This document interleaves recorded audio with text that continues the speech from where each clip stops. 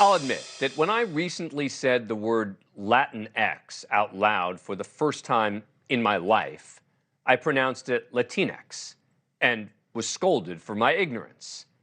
Latinx is a gender neutral alternative to the terms Latino and Latina, a conjured up word to apparently help include those in the Latina community who do not identify as either male or female. So it's meant to be inclusive, but it's actually causing a lot of division.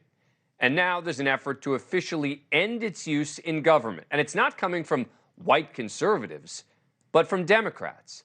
5 Latino Democrat lawmakers in Connecticut now putting forth legislation to ban the word from all official government documents.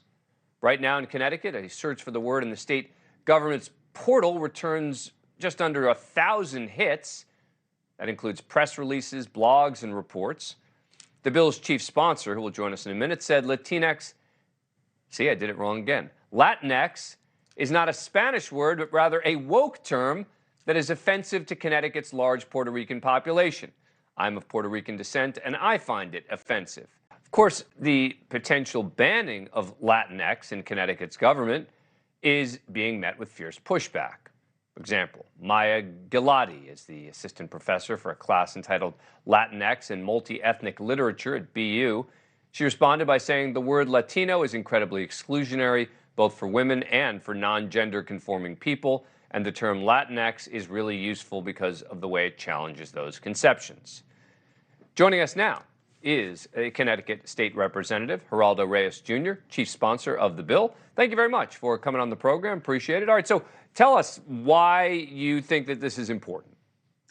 Mr. Abrams, first of all, thank you very much for the opportunity. Longtime fan of you and your show and the work that you've done on Good Morning America. Thank you. And thank you for the opportunity to explain our position on the word Latinx in the state of Connecticut.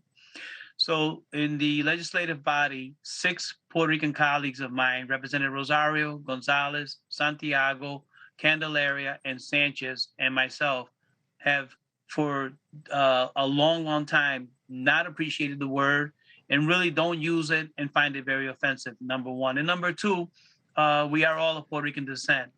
One of our former colleagues, Representative Ed Vargas, who used to be a representative in the House of Connecticut, was very, very vocal against the use of this. And every time we would be in chambers and anybody made a presentation and referenced Latinx, he would actually stop the proceeding and actually correct them and say that was a term that he did not find appropriate, and actually would go to the point where he would actually correct the people that were presenting and said, I would prefer that you say Latino or Latina.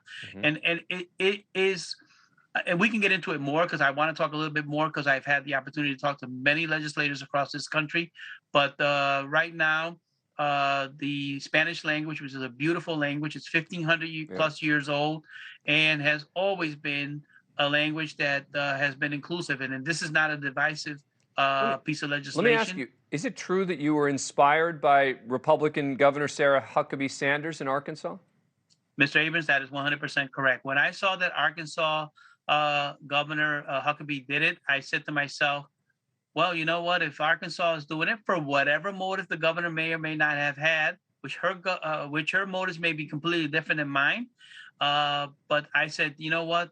Connecticut, which is considered a very progressive state, I think we're going to move forward, and it's our time to do this piece of legislation. You know, I have heard some people suggest that the reason that Latinos don't like the phrase Latinx is based on machismo in the culture, et cetera. I'm sure you've heard that criticism. What do you make of it?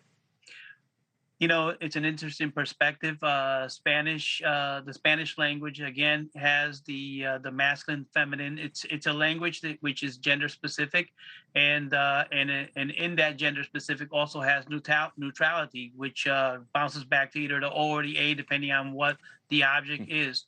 I just believe that the Spanish language, which is in my estimation a beautiful language, should not be changed in a matter of by people who are not Hispanic.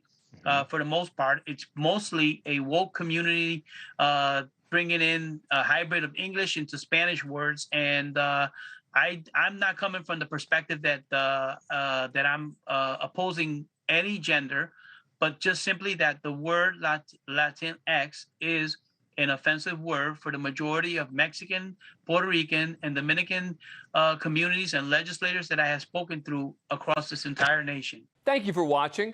Go to newsnationnow.com to find NewsNation on your cable provider. And don't forget to click the red subscribe button below to get more of NewsNation's fact-driven, unbiased coverage.